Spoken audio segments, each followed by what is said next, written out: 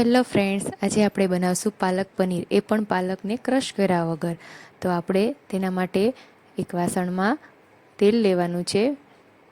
તેલ ગરમ થાય એટલે તેમાં આપણે બટર એડ કરવાનું છે, અડધી ચમચી જીરું અને સૂકું લાલ મરચું એડ કરવાનું છે, એક ઝીણી સમારેલી ડુંગળી એડ કરવાની છે, ટમેટાં અને મરચાંની પેસ્ટ એડ કરવાની છે, આદુ લસણની પેસ્ટ એડ કરવાની છે અને ઝીણું સમારેલું પાલક એડ કરવાનું છે. 1 ચમચા જેટલું પાણી એડ કરી તેને સારી રીતના મિક્સ કરી દેવાનું છે. હવે આ પાલકને 5 થી 7 મિનિટ ચડવા દેવાનું છે. પાલક ચડી જાય એટલે એને ફરીવાર સરખી રીતના મિક્સ કરી લેવાનું છે. હવે તેમાં બધા મસાલા એડ કરવાના છે. સ્વાદ પ્રમાણે મીઠું, 1 ચમચી જેટલું ધાણા જીરું પાવડર, અડધી ચમચી હળદર પાવડર અને લાલ મરચું 1 ચમચી જેટલું.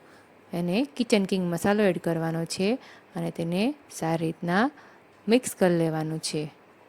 બધું સરખી રીતના મિક્સ થઈ જાય એટલે આપણે એમાં થોડુંક પાણી એડ કરશું, જેથી થોડી ગ્રેવી જેવો રસો થઈ જાય.